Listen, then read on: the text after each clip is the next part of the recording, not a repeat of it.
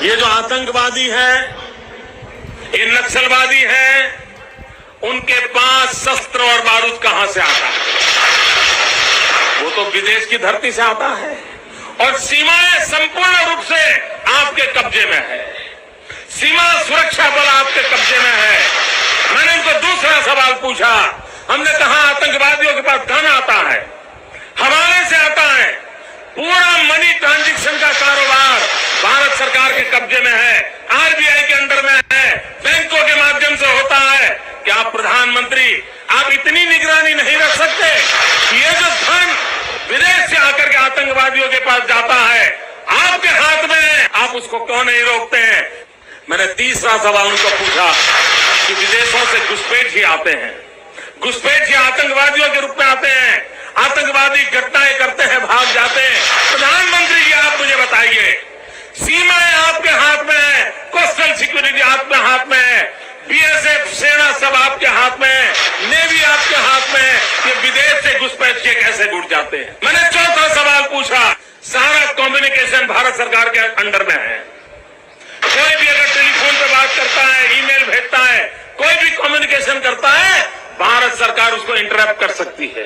Interrupt कर करके जानकारियां पा सकती है कि आतंकवादी गतिविधि के अंदर कौन सा कम्युनिकेशन चल रहा है और आप उसे रोक सकते हो। मैं पूछना चाहता हूं प्रधानमंत्री जी को, इस विषय में आपने क्या किया है? मैंने 5वां सवाल उनको पूछा कि आप विदेशों में जो आतंकवादी भाग चुके हैं, जो लोग विदेश में बैठ करके हिंदुस्तान में आतंकवाद की घटनाएं कर रहे हैं, उनको प्रत्यारोपण के द्वारा हिंदुस्तान लाने का हमें अधिकार होता है।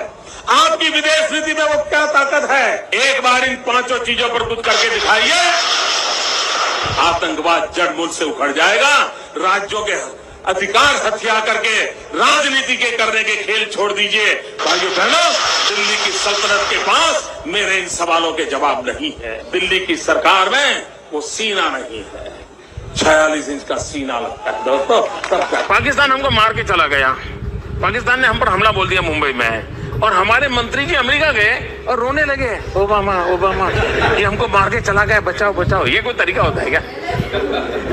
पड़ोसी मार के चला जाओ और अमेरिका जाते हो? अरे पाकिस्तान जाओ ना। मैं आपको बताती हूँ उस औरत की कहानी जिसने पाकिस्तान को घुटनों पर ला दिया था।